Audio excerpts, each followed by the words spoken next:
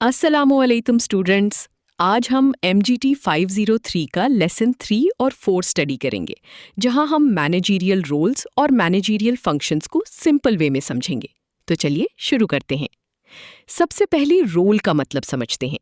Role यानी किसी position के साथ जुड़ी हुई एक्सपेक्टेड बिहेवियर्स, यानी उस सीट पर बैठकर आदमी से किस तरह का काम एक्सपेक्ट किया जाता है। डॉक्टर हेनरी मिंट्सबर्ग ने बताया कि मैनेजर का काम सिर्फ ऑर्डर देना नहीं होता।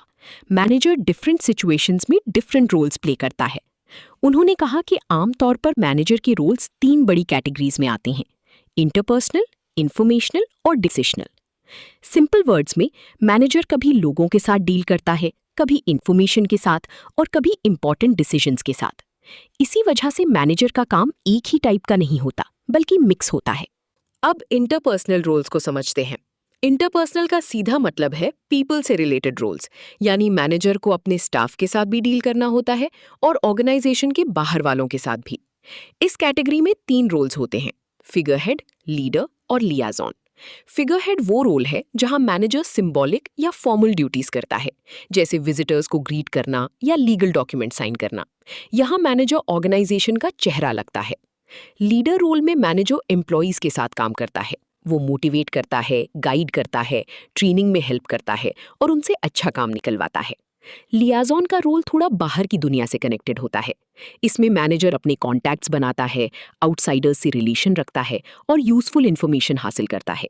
सोचो, एक मैनेजर जो सप्लायर्स, क्लाइंट्स या दूसरे डिपार्टमेंट से लिंक बनाकर रखता है, वो लियाजॉन रोल प्ले कर रहा होता है। अब आते हैं इंफॉर्मेशनल रोल्स पर। यहाँ मेन आइडिया ये है कि मैनेजर इंफॉर्मेशन का सेंटर होता है। इंफॉर्मेशन आती भी उसके पास है, समझी भी उसने होती है और आगे भेजनी भी उसने होती है। इस कैटेगरी में पहला रोल मॉनिटर का है। मॉनिटर वो मैनेजर होता है जो अंदर और बाहर दोनों जगह की इंफॉर्मेशन ध्यान से देखता है। वो रिपोर्ट्स पढ़ता है, लोगों से बात करता है और समझता है कि ऑर्गेनाइजेशन पर क्या असर पड़ सकता है। दूसरा रोल डिसेमिनेटर का है। इसमें मैनेजर जो यूजफुल इंफॉर्मेशन मिलती है, उसको ऑर्गेनाइजेशन के अंदर लोगों तक पहुंचाता है। तीसरा रोल स्पोक्स पर्सन का है। यहाँ मैनेजर ऑर्गेनाइजेशन की तरफ से बाहर वालों को इंफॉर्मेशन देता है, जैसे प्लान्स, पॉलिसीज या रिजल्ट्स। तो शॉर्ट में, मॉनिटर इंफॉर्मेशन लेता है, डिसेमिनेटर इंफॉर्मेशन अंदर शेयर करता है और स्पोक्स पर्सन इंफॉर्मेशन बाहर बताता है। अब डिसीजनल रोल्स को समझते हैं। डिसीजनल का मतलब है चॉइस करना, फैसला लेना और डायरेक्शन देना। जब ऑर्गेनाइजेशन को इंपॉर्टेंट डिसीजंस चाहिए होते हैं, तब मैनेजर ये रोल्स प्ले करता है। पहला रोल एंटरप्रेन्योर का है। इस रोल में मैनेजर नए आइडियाज ढूंढता है और इंप्रूवमेंट प्रोजेक्ट स्टार्ट करता है, यानी चेंज और इनोवेशन को पुश करता है। दूसरा रोल डिस्टर्बेंस हैंडलर का है। अगर अचानक प्रॉब्लम आ जाए, क्राइसिस हो जाए या अनएक्सपेक्टेड डिफिकल्टी आ जाए, तो मैनेजर सिचुएशन को हैंडल करता है। तीसरा रोल रिसोर्स एलोकेटर का है। इसका काम होता है डिसाइड करना कि टाइम, पैसा, इक्विपमेंट और लोग कहाँ यूज होंगे। चौथा रोल निगोशिएटर का है। जब बड़े लेवल की बातचीत हो, जैसे कॉन्ट्रैक्ट्स या मेजर एग्रीमेंट्स, तो मैनेजर ऑर्गेनाइजेशन की तरफ से रिप्रेजेंट करता है। यहाँ एक इंपॉर्टेंट बात यह है कि डिसीजन लेना सिर्फ हाँ या ना कहना नहीं होता, बल्कि सही रिसोर्स को सही जगह लगाना भी होता है। अब सोचो, ये रोल्स रियल लाइफ में कैसे दिखते हैं। फिगर हेड विजिटर्स को ग्रीट कर सकता है, लीडर स्टाफ को मोटिवेट कर सकता है, लिएजॉन बाहर के कॉन्टैक्ट से रिलेशन बना सकता है, मॉनिटर रिपोर्ट्स और मैगजीन्स पढ़कर अपडेट्स ले सकता है, डिसेमिनेटर फोन कॉल्स या मीटिंग्स के थ्रू इंफॉर्मेशन शेयर कर सकता है और स्पोक्सपर्सन मीडिया या आउटसाइडर्स को ऑर्गेनाइजेशन की बात बता सकता है। एंटरप्रेन्योर नए प्रोग्राम सोचता है, डिस्टर्बेंस हैंडलर क्राइसिस को कंट्रोल करता है, रिसोर्स एलोकेटर शेड्यूल और बजट डिसाइड करता है और नेगोशिएटर मेजर टॉक्स में हिस्सा लेता है। इससे एक सिंपल टेक अवे मिलता है: मैनेजर का काम सिर्फ ऑफिस में बैठना नहीं होता, वो हर वक्त लोगों, इंफॉर्मेशन और डिसीजंस के बीच कनेक्शन बना रहा होता है। अब लेसन 4 की तरफ चलते हैं, जहां हम मैनेजरियल फंक्शंस को समझेंगे। नोट्स में POLCA का जिक्र है। इसका मतलब है मैनेजमेंट के बेसिक फंक्शंस का ग्रुप। ये वो मेन जॉब्स हैं जो हर मैनेजर को करनी होती हैं। सबसे पहला फंक्शन प्लानिंग है। प्लानिंग का मतलब है गोल्स डिफाइन करना, स्ट्रैटेजी बनाना और प्लान्स डेवलप करना। सिंपल वर्ड्स में, पहले ये डिसाइड करना कि हमें करना क्या है और किस डायरेक्शन में जाना है। दूसरा फंक्शन ऑर्गेनाइजिंग है। ऑर्गेनाइजिंग का मतलब है काम को अरेंज करना। कौन सा टास्क होगा, कौन करेगा, किसको रिपोर्ट करेगा और डिसीजंस कहाँ लिए जाएंगे। अगर प्लानिंग मैप है तो ऑर्गेनाइजिंग उस मैप के मुताबिक सारी चीजें सेट करना है। तीसरा फंक्शन लीडिंग है। लीडिंग सिर्फ बॉस बनना नहीं होता। इसका मतलब है लोगों को मोटिवेट करना, इन्फ्लुएंस करना, उनसे कम्युनिकेट करना और टीम को एक डायरेक्शन में लेकर चलना। जब एम्प्लॉयज कंफ्यूज्ड हों, स्लो हों या कॉन्फ्लिक्ट हो, तब लीडिंग का रोल बहुत इंपॉर्टेंट हो जाता है। चौथा फंक्शन कंट्रोलिंग है। कंट्रोलिंग का सिंपल मतलब है चेक करना कि काम प्लान के मुताबिक हो रहा है या नहीं, यानी एक्चुअल परफॉर्मेंस को स्टैंडर्ड से कंपेयर करना और अगर गैप हो तो करेक्टिव एक्शन लेना। सोचो अगर प्लान था कि प्रोजेक्ट फ्राइडे तक कंप्लीट होगा, लेकिन काम मंडे तक भी हाफ हो, तो कंट्रोलिंग बताता है कि प्रॉब्लम कहाँ है और उसको ठीक कैसे करना है। नोट्स में अश्योरेंस का भी जिक्र है। अश्योरेंस को आप क्वालिटी सपोर्ट समझ सकते हैं, यानी मैनेजर पहले ये इंश्योर करे कि सपोर्ट सिस्टम और प्रोसेसेस रेडी हैं, फिर पीओएलसी फंक्शंस प्रॉपरली चल सकते हैं।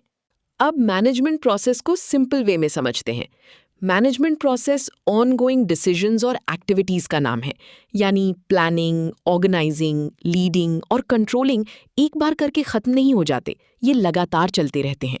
जब मैनेजर प्लान करता है, फिर काम ऑर्गेनाइज करता है, फिर लोगों को लीड करता है और फिर रिजल्ट चेक करता है, तो ये पूरा फ्लो मैनेजमेंट प्रोसेस बन जाता है। इस प्रोसेस का गोल होता है ऑर्गेनाइजेशन का स्टेटेड पर्पस अचीव करना।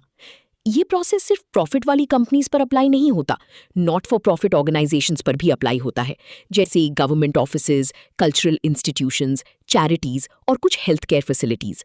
मतलब चाहे ऑर्गेनाइजेशन पैसा कमाने के लिए हो या सर्विस देने के लिए, मैनेजमेंट प्रोसेस दोनों जगह इंपॉर्टेंट होता है। अब दो बहुत इंपॉर्टेंट वर्ड्स समझते हैं, एफिशिएंसी और इफेक्टिवनेस। ये दोनों सिमिलर लगते हैं लेकिन सेम नहीं है। एफिशिएंसी का मतलब है कम इनपुट से ज्यादा आउटपुट लेना, यानी वेस्ट कम हो, टाइम कम लगे, रिसोर्सेज कम लगे और काम फिर भी अच्छा निकले। इफेक्टिवनेस का मतलब है राइट गोल्स अचीव करना। इसको अक्सर कहा जाता है डूइंग द राइट थिंग्स, यानी सिर्फ बिजी रहना इनफ नहीं, सही रिजल्ट मिलना भी जरूरी है। एक स्टूडेंट अगर बहुत देर तक पढ़ रहा है लेकिन गलत टॉपिक पढ़ रहा है, तो शायद वो एफिशिएंट लगे लेकिन इफेक्टिव नहीं है। मैनेजमेंट की कोशिश दोनों चीजें हासिल करना होती हैं, लो रिसोर्स वेस्ट यानी हाई एफिशिएंसी और हाई गोल अटेनमेंट यानी हाई इफेक्टिवनेस। बेस्ट मैनेजर वो होता है जो सही काम भी करे और समझदारी से करे। आखिर में एक बहुत यूजफुल बात, हर मैनेजर सक्सेसफुल नहीं होता और नोट्स में कुछ कॉमन मिस्टेक्स बताई गई हैं जो मैनेजर्स को नीचे ले आती हैं। इनमें इनसेंसिटिव होना, रूड या बुलिंग स्टाइल रखना, कोल्ड और एरोगेंट होना, ट्रस्ट तोड़ देना, सिर्फ नेक्स्ट प्रमोशन के पीछे भागना, business performance problems, over managing करना, डेलीगेशन ना कर पाना, सही स्टाफ सिलेक्ट ना कर पाना, स्ट्रेटेजिक सोच की कमी, डिफरेंट स्टाइल वाले बॉस के साथ अडेप्ट ना कर पाना और किसी एक मेंटर पर ज्यादा डिपेंड हो जाना शामिल है। सिंपल वर्ड्स में टैलेंट अकेला काफी नहीं होता। मैनेजर को लोगों के साथ अच्छा बिहेवियर, ट्रस्ट, स्ट्रैटेजी, फ्लेक्सिबिलिटी और टीम वर्क भी चाहिए होता है। इसीलिए नोट्स के एंड पर यह भी आइडिया दिया गया है कि सक्सेसफुल एंटरप्रेन्योर्स और मैनेजर्स के पास मैनेजरियल कॉम्पिटेंस के साथ पर्सनल क्वालिटीज भी होती हैं, खास तौर पर रिस्क लेने और मुश्किल हालात में संभलने की एबिलिटी। तो आज हमने समझा कि मैनेजर्स काम को रूल्स के थ्रू भी परफॉर्म करते हैं और फंक्शंस के थ्रू भी। मिंट्सबर्ग की रूल्स हमें दिखाती हैं कि मैनेजर रोजमर्रा में क्या करता है और पॉल्का हमें बताता है कि मैनेजर की बुनियादी जिम्मेदारियां क्या होती हैं। इसी के साथ आज